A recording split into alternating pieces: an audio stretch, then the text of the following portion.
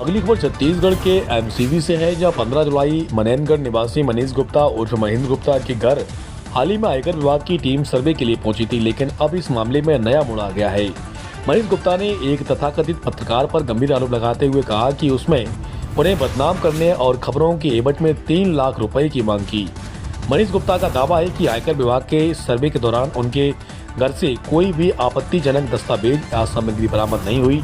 विभाग की ओर से अब तक कोई आधिकारिक बयान भी नहीं आया। इसके बावजूद कुछ चैनल अखबारों में इस कार्रवाई को सनसनीखेज तरीके से प्रस्तुत किया गया।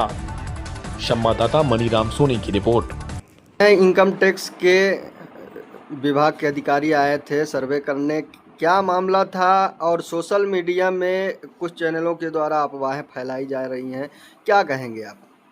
मेरा कहना ये है कि इनकम टैक्स डिपार्टमेंट द्वारा जो अधिकारी आए हुए थे, ये एक धारा 131(1)(a) के तहत एक सर्वे था। ये और सर्वे में जांच किया गया और जांच में कोई ऐसा पुख्ता सबूत या फिर कोई गलत नहीं पाया गया, है ना। और अधिकारी के द्वारा कोई भी डॉक्यूमेंट या कुछ भी ऐसा कुछ ले नहीं गया उनके द्वारा।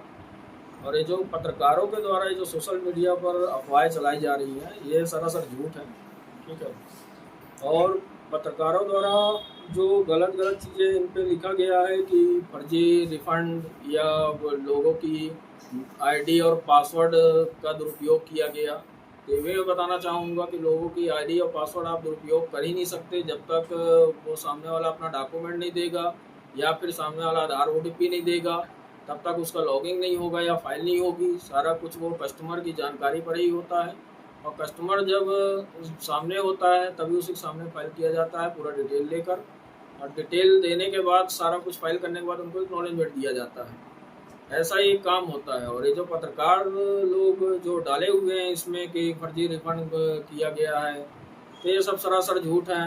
मैं कहना चाहता हूँ कि इनको धाराओं का भी ज्ञान नहीं है, ये सिर्फ अफवाहों के खिलाफ या अपने से ही जो कुछ भी डाल रहे हैं कि इनकम टैक्स डिपार्टमेंट आए 300 करोड़ रुपए लेके गए, सोना मिला, चांदी मिला, ये सब कुछ भी नहीं है, सब अफवाहें हैं। और अधिकारियों द्वारा भी पुष्टि नहीं किया गया है और ना ही इनको बताया गया कुछ भी कि क्या है क्या नहीं है।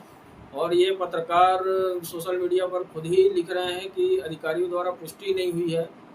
जब अधिकारी द्वारा पुष्टि ही नहीं हुई है तो इस चीज़ को आप साबित कैसे करेंगे कि ये फर्जी रिफंड है या 300 करोड़ रुपए लेकर गए हैं या सोना मिला या चांदी मिला है ना। ये सब जो कुछ कथित पत्रकार हैं जो बड़े चैनल वाले, ये जब हमारे यहाँ सर्वे हुआ था दिनांक 14 जुलाई 2025 को, मतलब कल, तो ये पत्रकार सुबह से ही मेरे को रात तक पूरा ब्लैकमेल किए हैं कि आप 3 लाख रुपए दो तो आपका ये वीडियो जो है हम वायरल नहीं करेंगे और आपकी छवि धूमिल नहीं करेंगे। यदि आप पैसा नहीं देते हो तो आपकी छवि धूमिल करेंगे, जिसमें व्यापारियों में भी बड़ा आक्रोश होगा, आपका व्यापार ख़त्म कर देंगे।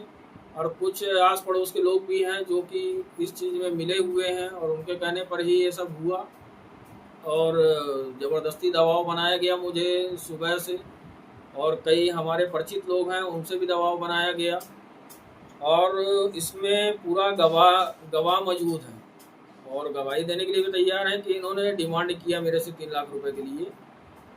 और यदि आप, जैसे आपकी छवि खराब की गई है तो आप क्या इसका शिकायत करेंगे या मानहानि करेंगे क्या? मैं न्यायालय में खंडन कराऊँ, मानहानि का दावा ठोकूंगा इन पत्रकारों के खिलाफ मैं, और उन गवाहों को भी पेश करूंगा मैं कोर्ट में यदि ज़रूरत पड़ी तो।